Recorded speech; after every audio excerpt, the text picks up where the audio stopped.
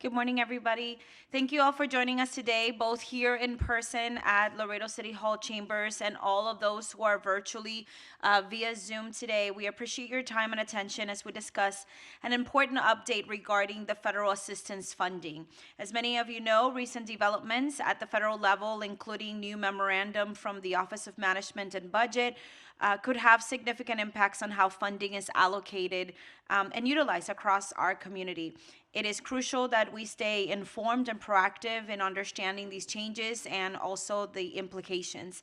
As a senior member of the House Appropriations Committee, he has played a key role in ensuring that our communities receive the federal support that they need. So please join me in welcoming Congressman Henry Cuellar to further explain. Thank you so much. Thank you again so much, Honoria. Thank you, and thank the mayor and the city council for letting us use City Hall. First of all, good morning to all of y'all. I know we got folks online from all 9 counties. I don't know, I've been traveling the last week or so to different parts of the area, and this is a question that was coming up every single stop that I was at. But before we do that, I would like to do a moment of silence for not only our soldiers that we lost, but also the civilians that happened a few days ago at Reagan. So if you would join me for a moment of silence.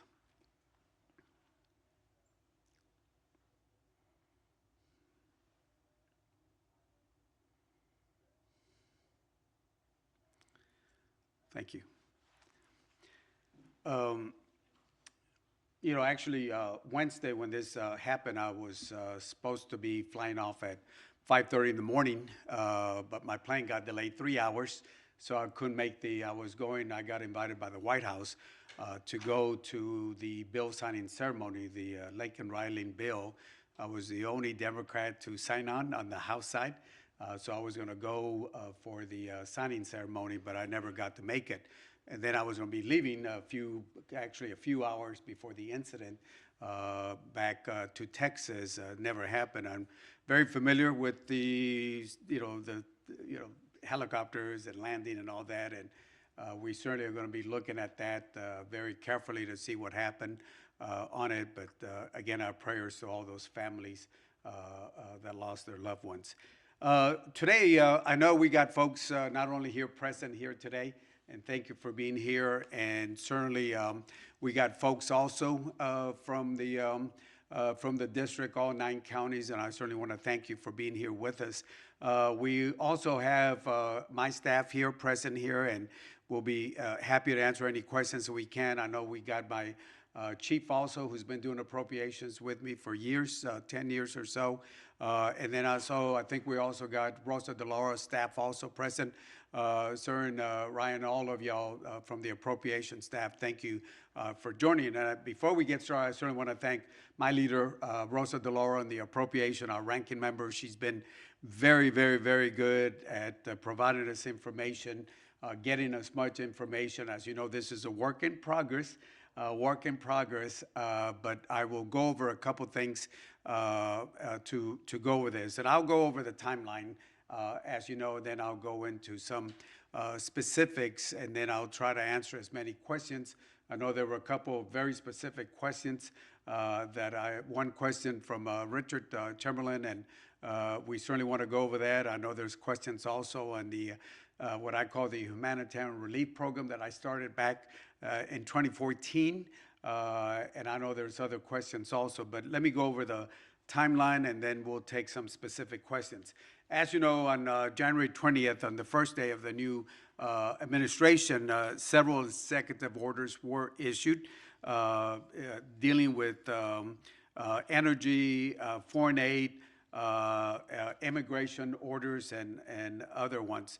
And then on January 27th, there was a memorandum that came out from the Office of Management Budget, the acting director, who said to all federal agencies, you will put a temporary pause on all activities related to obligations or disbursement. That is, any money that was going to go out, they were going to be put a pause on that.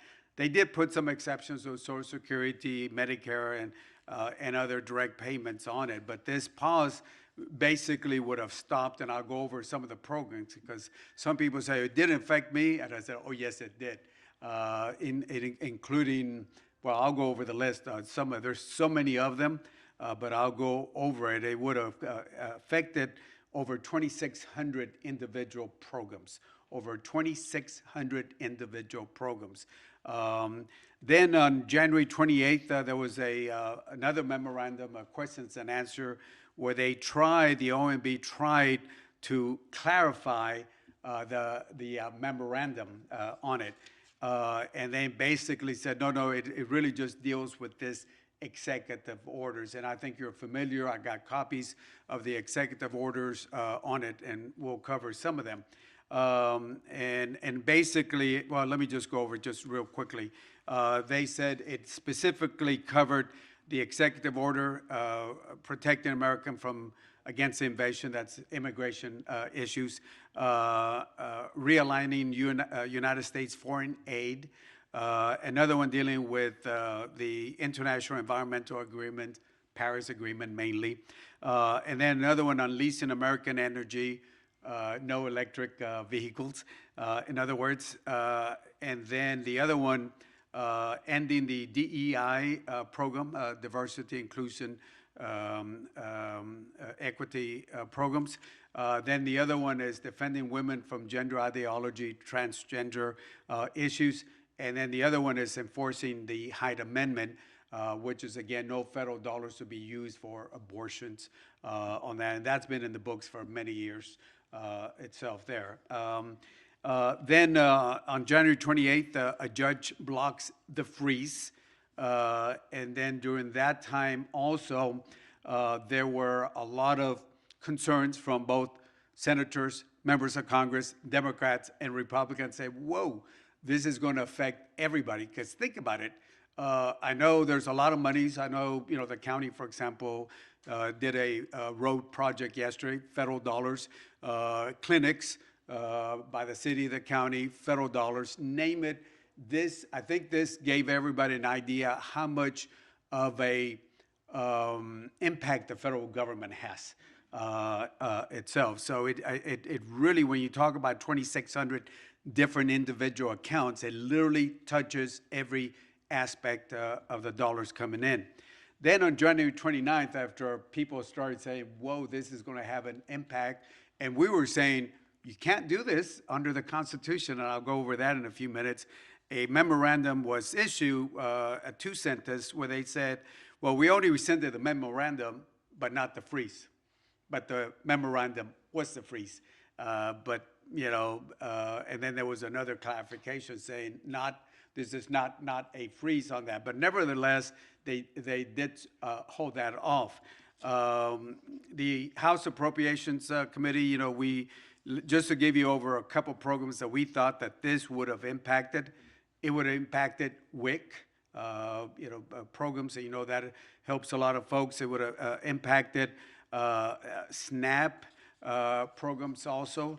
It would have impacted low-income home energy assistance program. That's important for the city and the counties and the state. We send federal dollars, and that impacts folks in the winter and, of course, in the summertime.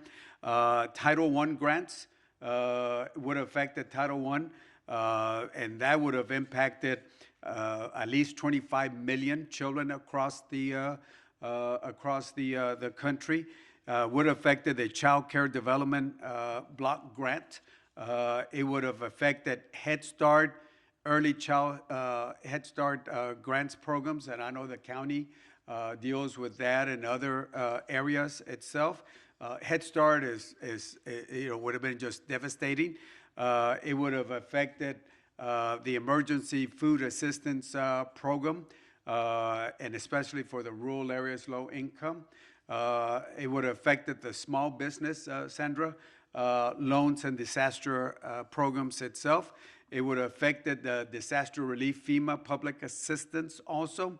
It would have affected the firefighters grant staffing, safer grants, and programs like that. It would have affected the community development block grants that I believe the county and the city get also. And again, I can go on, and certainly Rosa DeLauro did a great job. The committee staff did a great job at outlining, and there's a longer list than this. I'm just giving you some of the ones that we thought would be important to just give you an idea what would have been impacted. Now, I know the new administration said we can do this, but we disagree. The issue of impoundment, you'll hear a lot more about it in the future. But we start off with the U.S. Constitution, Article 1, that says that no money shall be drawn from the Treasury, but in consequence of the appropriations. In other words, the appropriations by the committees, by the Congress, are the only ones that can put that money itself also. The Constitution gives Congress the power of the purse, and nowhere does it give the president any unilateral power to either temporarily or permanently impound with that. And again, in 1974, there was another president that tried to do that, President Nixon, and there was a enactment of the Impoundment Control Act of 1974. And then additionally, Justice Antonio Scalia in the Supreme Court in the Train versus City of New York also said President Nixon doesn't have the constitutional right to impound itself there. So again, under the law, but means that you have to go to court, and that takes time. Under the law, it's very clear under the Constitution that belongs to us in the appropriations and to the Congress itself. But still, there will be challenges, as you know, as we move forward. Now, the bottom line is, I've told folks this is more, we're 2 weeks into the new term, and all of this is going to be another 3 years and 11 months to go, and hopefully we can work and work together with the different parties. But I do say there are some areas that they're going to go after very, very, very, very clearly, and I think the executive orders that I mentioned are very clear. They're going to go after that.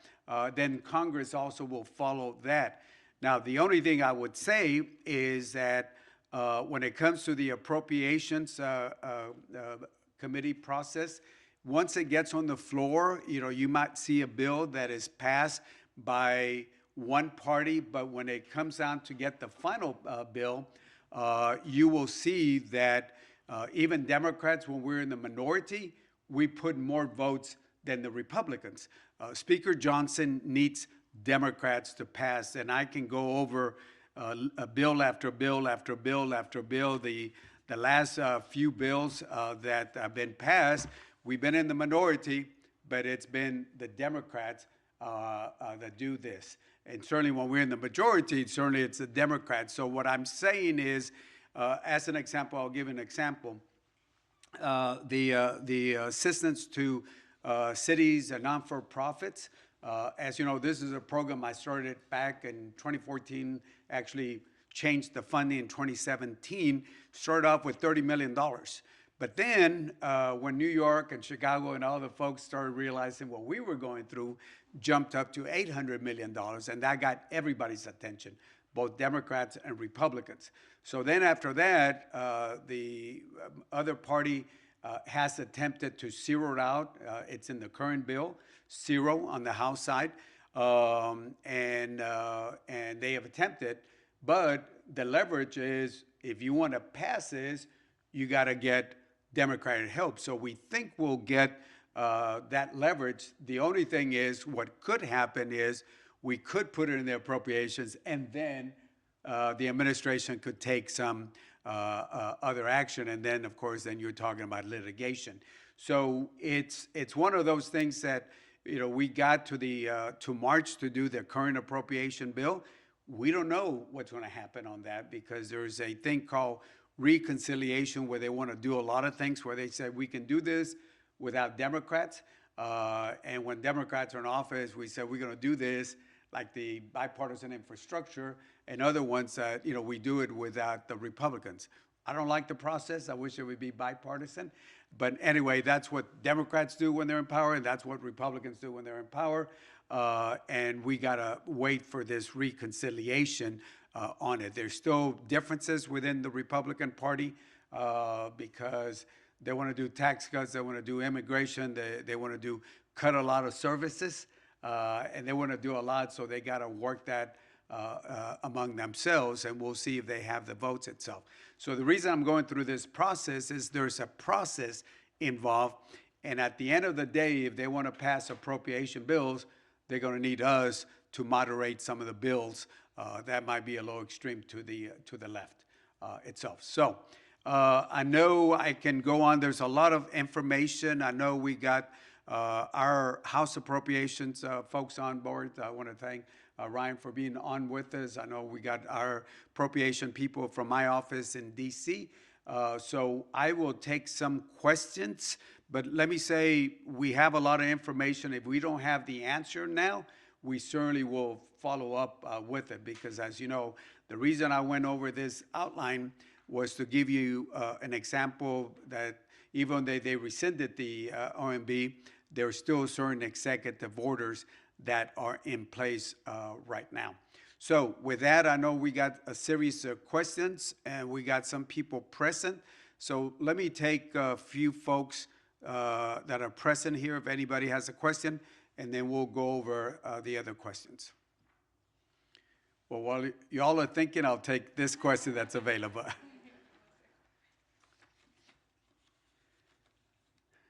Oh, wow. Sonia Sanchez from the Border Report. How will funding restrictions affect centers that help migrants? Yes, Sandra, thank you. As you know, those are, and I think somebody was talking to me about Sister Norma also. As you know, this is a program that I started back some years ago that money was going through the state. The state didn't want to use the federal dollars to help. So then I changed the formula. I think in 2017, along with the appropriations, we put $30 million to help. It was targeted for borders. It was targeted to border communities. Then San Antonio started getting folks. Then San Antonio and the state of Maine, because there were folks coming in from a country in Africa, going to San Antonio, then ending up in Maine. Then Maine said, hey, we need some of that money. And then eventually during COVID, it went from 30 million to 100 million. And then when New York and Chicago went in, it jumped up to $800 million. And when it jumped up to $800 million, it was not a border program anymore. It became a national program. And when it became a national program, it got the attention of other folks that were not in line with this. So to answer the question, Sandra, under the current appropriation bill, there is $0 on the House side for this program because Republicans feel that this is a continuation of a coyote system. That is, the coyotes bring people to the border, and then the non-for-profits use that money to, I know you don't use it for transportation, at least I don't think you do. Then they use that for folks who end up in New York, Chicago, and other places. That's their thinking, that is a continuation of the coyote. So they have targeted this one, this program, and the answer is right now the House has $0. We'll see if there is a CR, then everything stays at level funding in March, unless if we do an appropriations. But as I mentioned, there will be a little bit of leverage from the House side. From the Senate and the House Democrats to get there, because they cannot pass an appropriation bill by themselves. They haven't even done that when they're in the majority. They need Democrats, and hopefully that will moderate some of the things. Will it be at $800 million? I don't think so. I think there'll be a lot of negotiations itself. But keep in mind that the numbers have gone down considerably. The numbers have gone down considerably. They started off when Mexico started doing its job, and they can do a better job. And by the way, talking about doing a better job on drugs and immigrants, the president said that tomorrow, I think tomorrow, February 1st, that he will be imposing a 25% tariff on both Mexico and Canada, unless if they do something. Again, I hope it's more of a leveraging tool. I think the current Secretary of Commerce had made that commerce also, comment also, but that's a different issue, but it's tied into immigration on this. And then the other thing that happened was President Biden, too late, in my opinion, too late, 3.5 years too late. Something I've been asking for is you got to have repercussions at the border. Once you add repercussions at the border, things change completely. All right, that was Sandra. Sandra, hello. Questions? Congressman Ruben Villarreal from Laredo College, thank you for your time. Your message to our students, of course, there was concern on behalf of our students at the college, not only for Pell Grant, but for other programs that are funded by the federal government. Is there something you can say to ease our students' minds as so many of them rely on money from the federal government for their education? Yes. Pell Grants, loans, the work study program also, programs that I'm very familiar with. And we got the president also, and Benita, it's always a pleasure, and Ruben, seeing you both here. Those dollars will continue to flow. And, you know, the Pell Grant financial aid has been very important to me. Financial aid, Texas grant, very important to me. Pell Grant is another one that I know Rosa DeLaura and Tom Cole also, and some of us, we've been pushing because it's been to increase it, and we've been doing that. We also brought back the summer Pell Grants. As you know, they had taken it away, and we fought to bring it back. We brought it back. So those type of financial aid to students right now should be fine on that. And I don't think they will target that unless they fall into one of those categories of the executive orders. But I think they will be fine. We will protect that. Certainly, we will fight for that. Lupita? Benita? Thank you, Congressman, and thank you for hosting this event for all of us. Along the same lines, some of us were beneficiaries of some special appropriations to do programmatic or facilities management. Is that funding at risk? Are you talking about earmarks? Yes. Yeah, earmarks. Earmarks should be fine. They should be fine unless if they were fall under one of the categories, especially if it's a DEI. But none of my grants, or should I say, none of my earmarks were under that category. In fact, there was in the appropriations there were certain grants or earmarks that were prohibited because they would fall under certain categories itself, and it took the non-for-profits out on earmarks. But we'll see what this new appropriation. But earmarks earmarks are fine. So the veterans, I think you're talking about the veterans construction earmark that I got. That should be good. Can I take one and then we'll go with y'all? That is the last one. You're next. Okay. We sure got a very quiet 9 counties out there. Okay. So I guess just adding to that, since we're a nonprofit organization and we have some work being done at Port Colonias, that should not be an issue, an interruption, because we do have that in progress. Yeah. The $2 million earmark that you're referring to that I got, $1 million for Laredo, $1 million, or Webb, should I say, $1 million for Zapata. And by the way, the work that you've done in Zapata, and I want to see the ones here in Laredo also, or Rio Bravo, Cenizo, I certainly want to see that. That should be fine. We should be good, and especially right now where you're in the process. But, you know, what under the original memorandum, they would have stopped everything. Everything would have been stopped, earmarks, everything.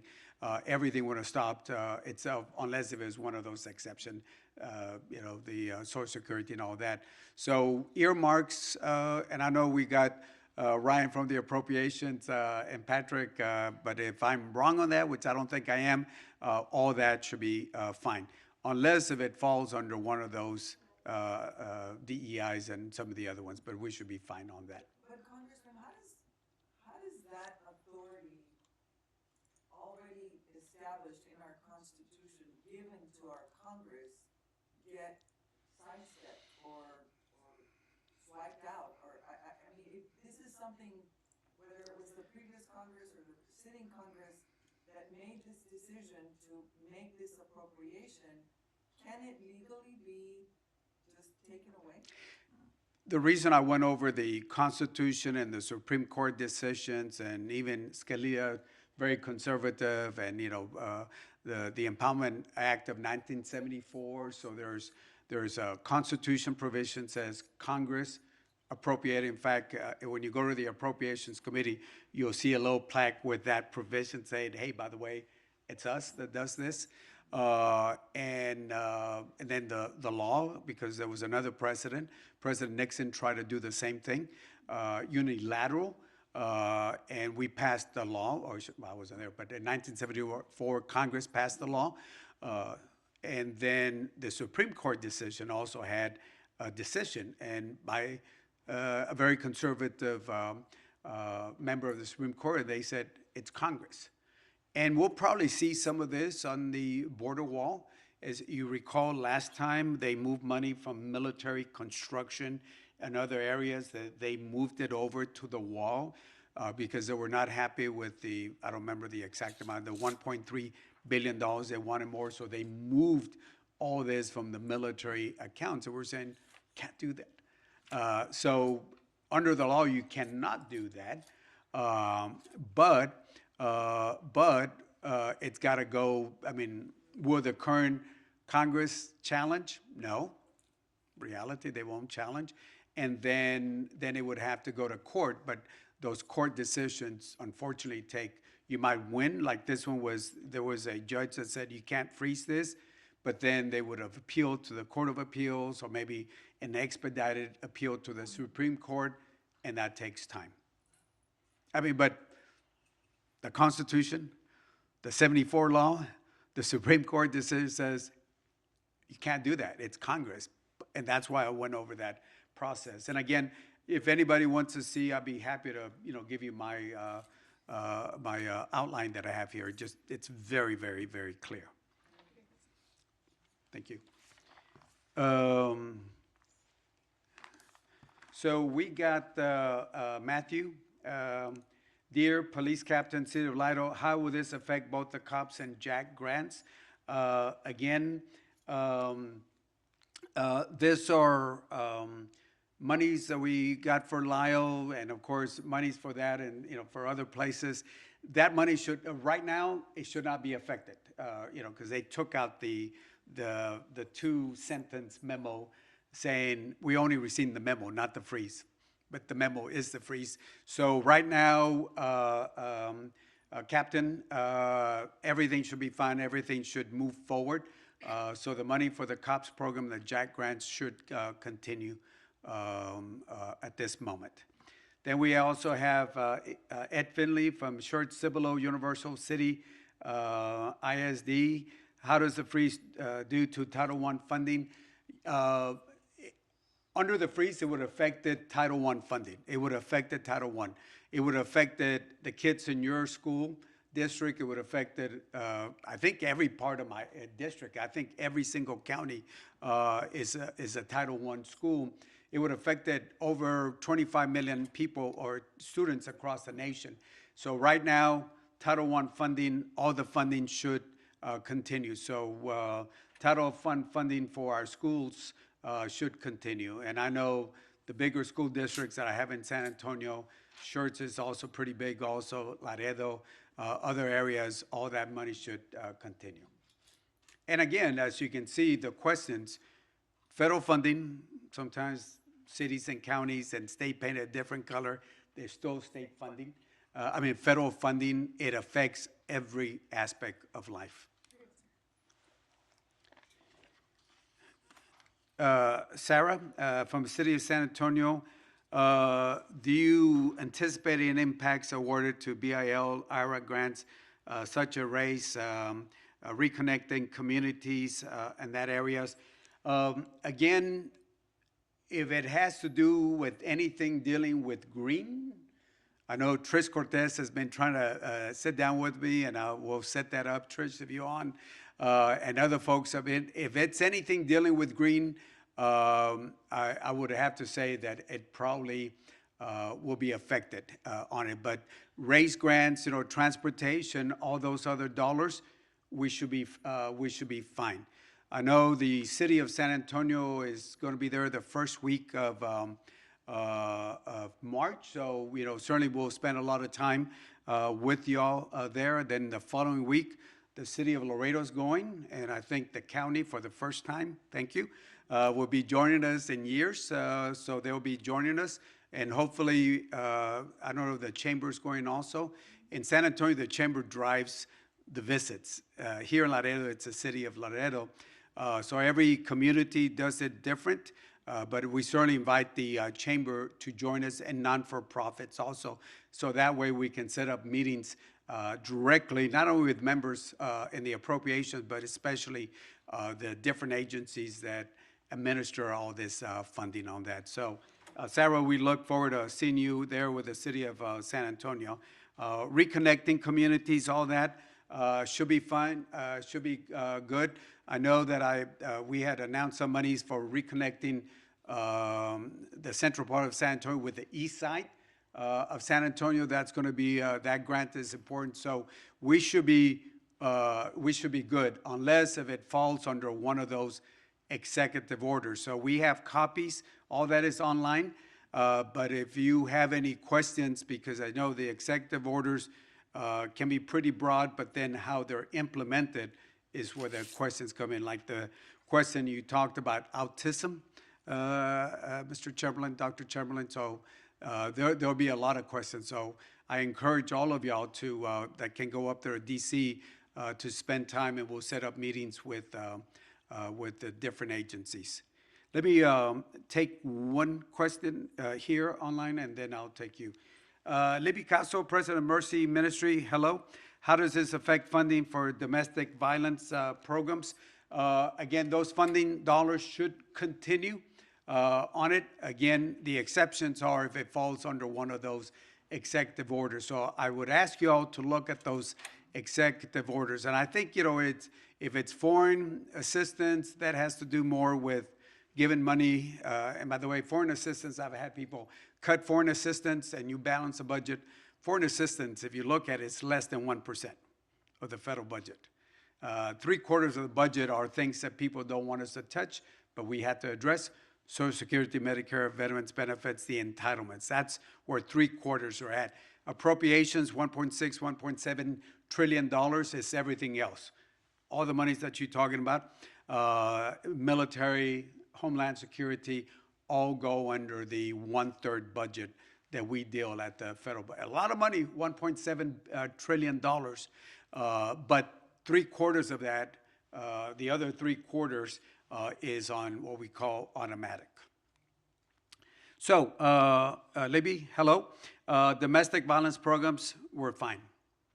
Unless if it's, I think the main one here is DEI, unless if you get some money from migrant services, which I don't think so, that's a different funding area. But again, we'll follow up.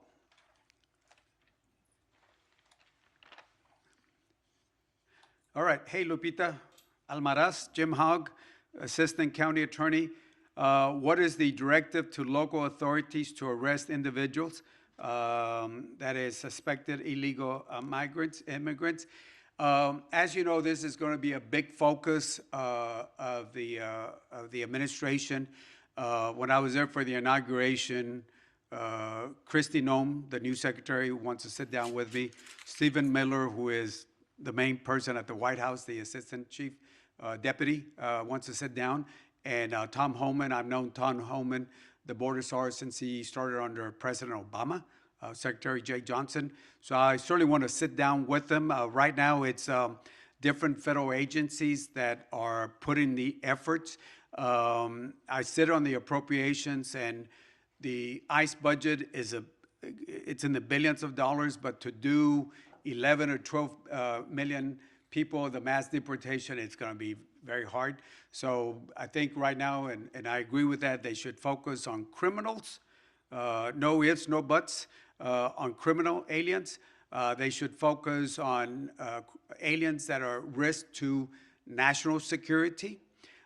They should focus on the 1.3 million final deportation orders that the judges have already said goodbye, but they're still here.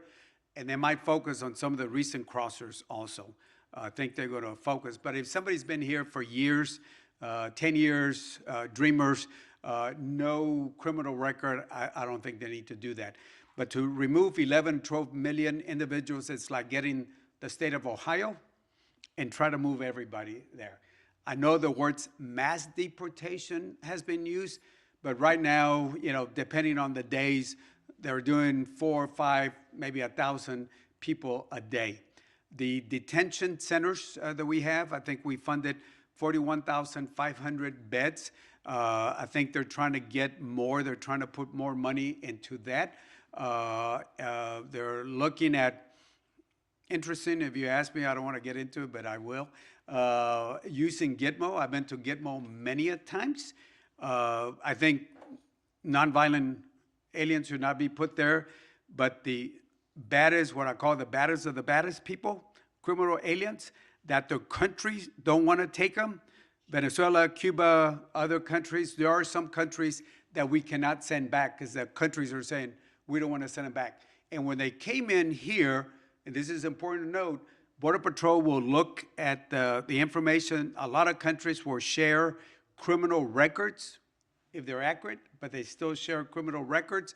There are some countries that do not share the criminal records. So when they got in, we don't know on some of those folks, and I think that's wrong. I know Gitmo will be a very controversial issue. We'll address that later, but I want to say this because I'm sure there'll be a vote on that later on. Like I said, I've been there many a times, but what I call nonviolent migrants should not be. But the baddest of the baddest, I think it's one option we need to consider itself there. So to local authorities, again, there are some programs right now that are voluntary for local authorities. I know I've talked to the sheriffs and police, and a lot of them don't think it's their job to enforce immigration law. That's up to Border Patrol, and it should be Border Patrol. But right now they're using all federal agencies. But under the Obama and other Bush, there were programs like Secure Communities, where biometrics were used with jails, and that's one of the fastest ways you can get people that have violated the law is you can use that. So there might be some programs later on to be used, but right now there's no directives to local governments where they say you have to help us. Right now it's all volunteer on it, and I assume unless if they change the law, which I think a lot of both parties will probably say no to that. Right now it would be more the federal, and it should be more Border Patrol itself there. Okay, Bobby Trevino Zapata, County Independent School District. Do you have any more information on the memo to all federal employees on resignations and possible terminations? And I don't know if you've seen the memo. It got sent to me by different federal employees where they basically said, I think it's February 6th. They say you got up to February 6th to make a decision. Sign this, stay with us, and they have different things, including loyalty, performance, and then they use the word loyalty. We don't know what that exactly means. Or if you take this, then there's a lot of federal employees, including immigration judges that I know, that haven't come back to work since COVID. There's a lot of federal buildings right now in D.C. that you have 40% of a lot of employees that haven't shown up. Even the mayor of Washington, D.C. said, hey, come back to work. So there's issues that they're looking at, and they're saying if you come back, you need to show up at the office. And if you don't, you continue your telework to, I think, September 30th, which is a fiscal year. But if you decide to stay here, we don't guarantee you a job. That is questionable on it. There's a lot of civil protection on that. So there's a lot of people, I've gotten a lot of phone calls from folks on that, and they did say more of an exception to military, Homeland Security employees, but everybody else, pretty much everybody got this information or this memo saying, January 6th, you make a decision, you stay with us, you perform, you show up, you're loyal to us, and if not, you can stay, but we don't guarantee what could happen after February 6th. So I know next week, I think Steny Hoyer is putting a meeting together. We're going to be talking a little bit more about this issue.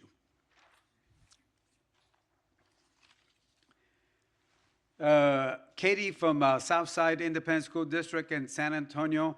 Can we say for certain that people will receive food stamps and Medicaid on February 1st? The answer is yes. The answer is yes.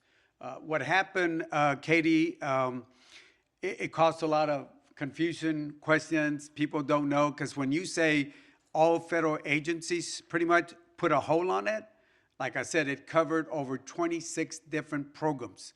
2,600 programs, and that is name the topic, they said in exceptions, but pretty much that covers everybody, including drug courts, veterans courts, and all the ones that we've established here in Webb County would have stopped all of that.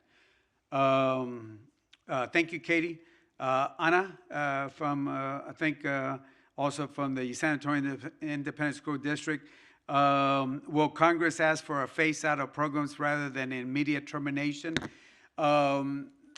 By Congress, we're talking about one particular party. I don't want to get into it, but we know which party we're talking about, the power. And will they look for certain terminations of certain programs? Yes. Again, if you look at the executive orders, I think they're going to go on the executive orders, and I think I mentioned some of the ones that will be targeted, and they will try to add that in the either in the appropriations, you stop the funding, we can do that, or maybe pass some legislation. This reconciliation is going to, I'm sure there's going to be a lot of good things in it that I probably can support, but there will probably be a lot of things that would be very hard for me to support. Yes, yes, ma'am. Doctor? To follow up that question, so we've heard a lot of conversations or a lot of talk that the administration is going to do away with the Department of Education. Where does Congress stand on that, and is that a possibility? And if so, will preparations be made, because we do everything, all K-16 does everything through the Department of Education. So that has been a talking point for Republicans, conservative Republicans, for many years. If you look at the history about elimination of the Department of Education, it's been there. Even under the first administration, they talked about it, but it was there. They, and in fact, I think they did nominate a Secretary of Education on it. I think they nominated an assistant, and then some of the far right say, hey, I thought you were going to eliminate, why are you putting people in there? So I think that's been a, and sorry for using this, but it's a talking point for certain people, but I don't see that. Now, would they try to restructure? I think everything they're going to try to restructure. The president can do certain things, but a lot of it will have to come to us. And can they pass legislation changing laws? They can do that if it fits on the reconciliation, because then we can't really stop that. If they go through the appropriations, then Democrats will have a big say-so.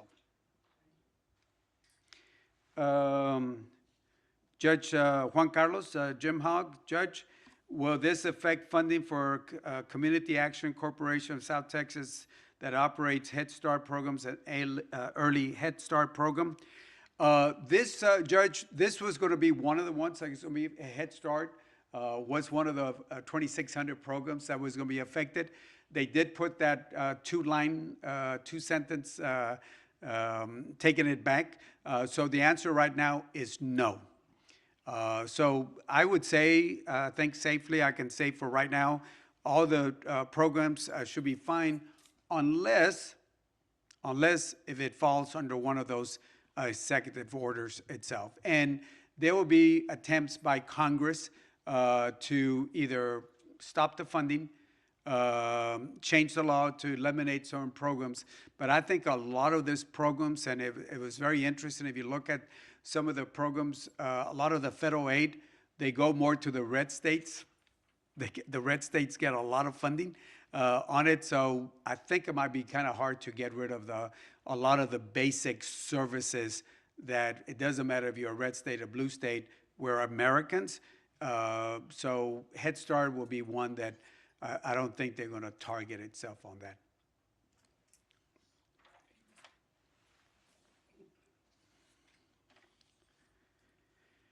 Okay, April from the Community Action Corporation of South Texas. We have a 5-year Head Start, early Head Start. 4th year begins tomorrow. However, we not received the grant contract as is due to the freeze and not issuing any new contracts.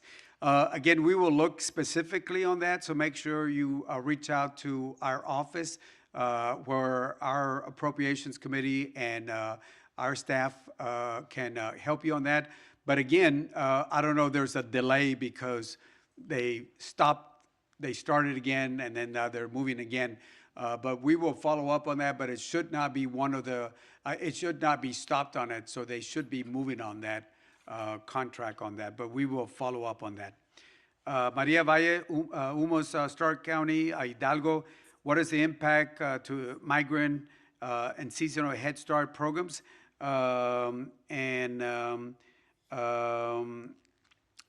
Again, yeah, that's an interesting, well, Head Start should be fine. Migrants, I hope they understand we're talking about migrant workers that are here, not, the ones that are coming in. We should be fine on that. We will double check on it. And I think Ryan Kinney from the Appropriations is unmuted. So Ryan, first of all, I'm going to ask you to follow up, but the answer is we should be fine on that migrant and seasonal Head Start program. I know there's something that Rosa DeLaura and some of us always push very hard, but I'm going to ask Ryan Kinney, who is with the House Appropriations, and certainly want to thank her, the rest of the staff, Chris and Shannon, everybody that we work with in the appropriations, and of course our leader, Rosa DeLauro, who did a great job listing all the programs, because people needed to realize, hey, it's going to affect everybody. And people spoke up.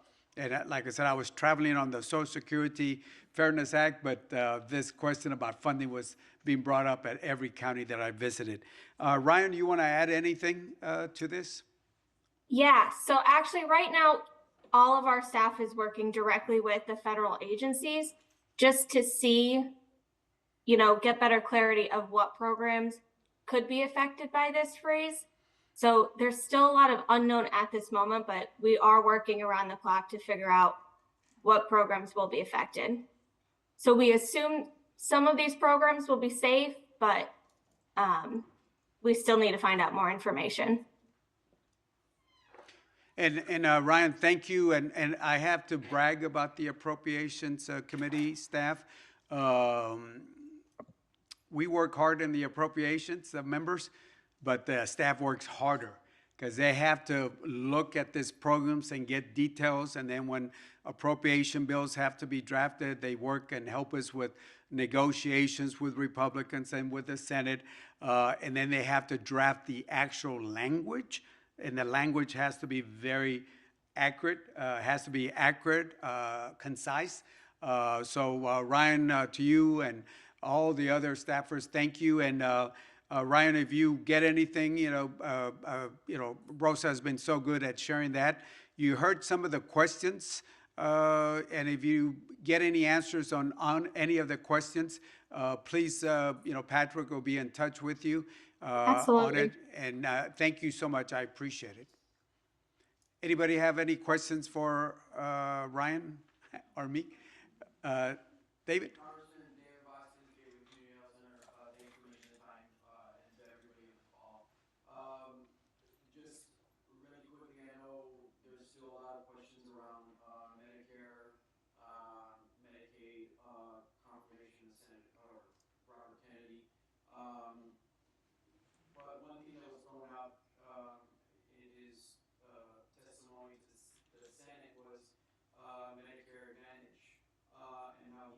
strongly in that. Can you just, one, talk about the privatization of Medicare, and then just language that's being floated, or just what you're hearing in terms of healthcare, what direction Congress is looking at going? Yeah. And of course, we're waiting to see what happens with that confirmation. There's questions about vaccines and other things, autism and all that. We'll wait to see what the Senate does on that, number one. Number two, when you talk about the Medicare Advantage, as you know, you got the regular one, and then you got the Advantage. There are some questions definitely on that. It was supposed to be, when it was set up, it was supposed to be let the private sector come in and we'll do it at a more efficient and cheaper amount, but it has not turned out to be that. It actually does cost, and Ryan, I don't know if you have any numbers or Patrick on that, but it does cost a lot of monies. There was also questions about, you got the VA, and then the Advantage was coming in to help the veterans when they were already with the VA. So there will be a lot of questions. We don't know what direction the majority is going to be taking on that. But it's going to be one that we're going to be looking at. Ryan, I don't know if we have anything on that dealing with appropriations. I think this is going to be more statutory changes. I don't have anything right now, but I can get you that information and make sure that it gets back to you. And David is with Elma Lopez and Company. They do the clinics, the health clinics, and we not only got earmarks to establish different clinics, but funding for community health clinics. I know Rosa DeLauro is a big supporter, myself, and it's actually very bipartisan.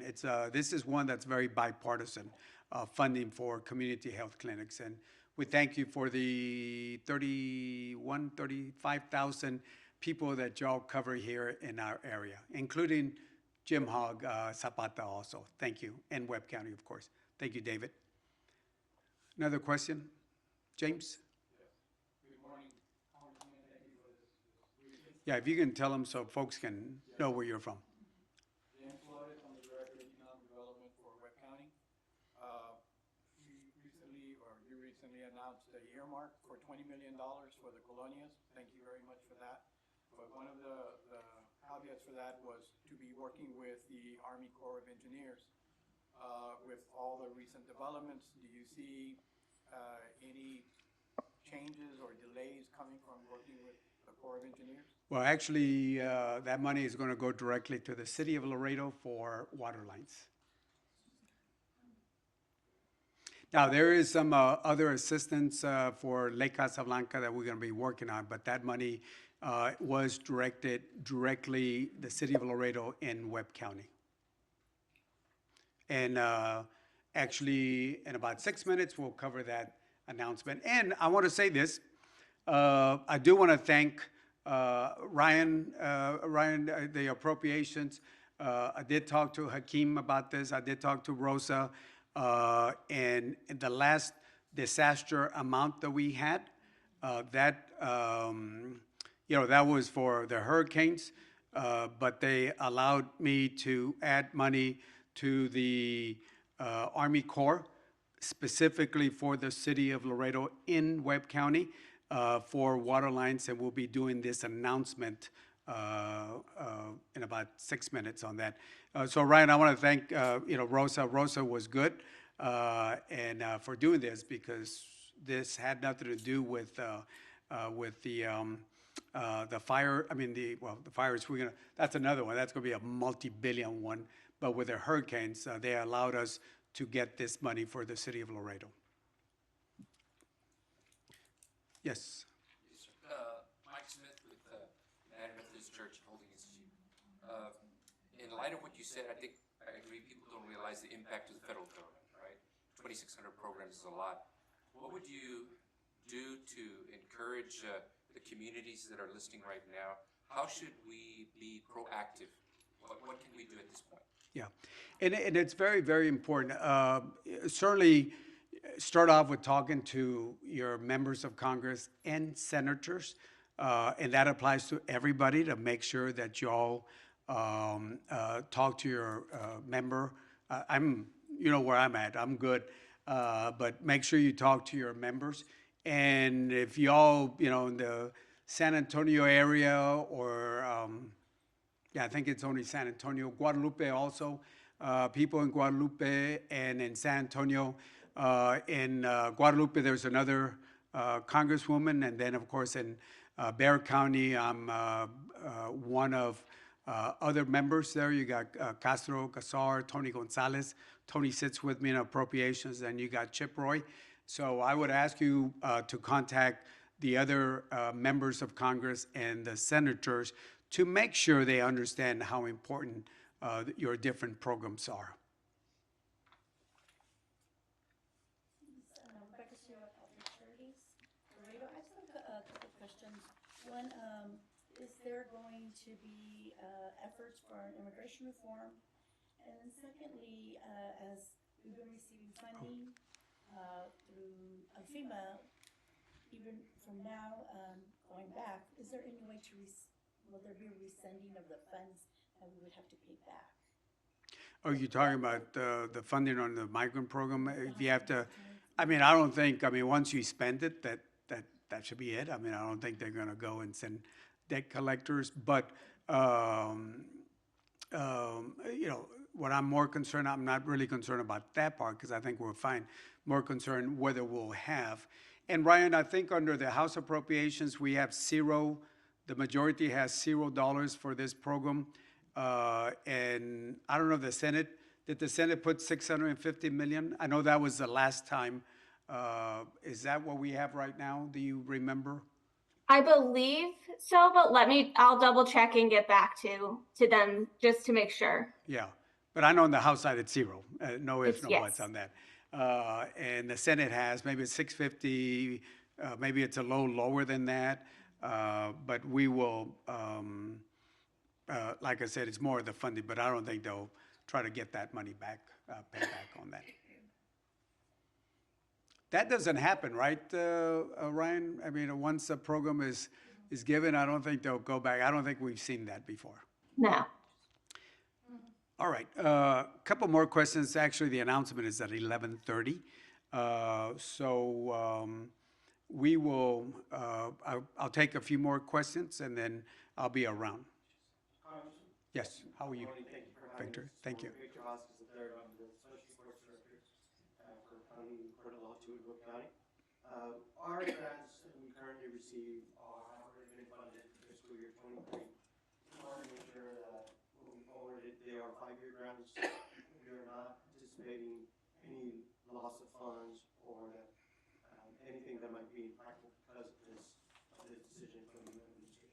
Yeah, I think drug courts, veterans courts, all those programs that the county administers, those federal dollars, we should be fine. Again, I would ask you to focus on those executive orders, but I think, and you know, knowing the executive orders, you all should be fine. It should continue. And the reason a lot of this program says it's for everybody, they're funding that affects staff. It's not only the services to the community, which is the most important reason why, you know, it's service to the community, but it's also staff that have been hired for years that depend on this federal dollars on that. But we should be good on that. Last question. Maria Sanchez, Board of Region Behavioral Health. What do you expect for behavioral health to be affected, grants, loans, and those type of funding on that? Again, we should be good on mental health. I know there was an issue that somebody brought in a while ago with it had to do with health, but it included DEI. Those are things that we might want to look at very carefully. But I think just general behavioral health, we've been trying to add more money, and if you notice, we've added more funding for mental health. This is something Rosa DeLauro, myself, and I think it's been bipartisan also, where we've been adding more money than any other time for mental health, behavioral health.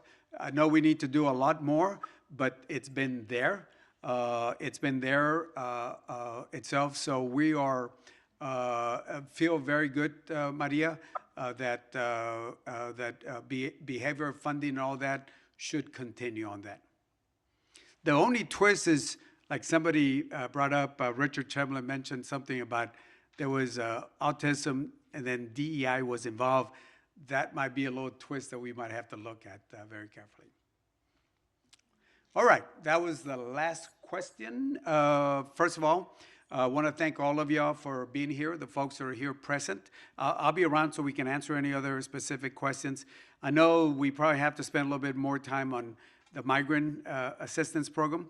I know we got to spend a little bit more time on some of the green dollars. I think Laredo was getting some of those. I know Trish Cortez and Melissa Figueroa have been wanted to talk to me on it. I know there's a lot of questions on the, you got up to February 6th to make a decision whether you stay working with the federal government. There's a lot of issues that we are going to be going over. But again, I want to thank everybody that's here present, and then to all the folks that are present online from my 9 counties I represent, thank you so much for being here. We can provide more information. I can provide you some of the information I have. It's a lot more detailed than what I spoke about. Talk to Melissa, talk to our staff. We'll be happy to provide you all that, plus more. And then Ryan, I want to thank you so much on behalf of the Appropriations Committee, you and all the staff. Thank you for what y'all do. And if there's any updates, because right now every subcommittee is looking at, okay, let's talk to the administration. How are you going to do this? How are that? I'm sure there'll be things that might come up. So we'll be happy to share with y'all. So please, if you are online, tell us that you want follow-ups on this. If you're in person, make sure you follow up with us. But I'm sure there's going to be a lot more questions as we go. It's only week 2. So it's a marathon, folks. It's a marathon. It's only week 2. So I'm sorry? Thanks so much for having me. Yeah, thank you, Ryan. Thank you so much. With that, I'll be around for a few minutes, and now I know we're going to be talking about the $20 million on that. All right. Thank you so much. Thank you.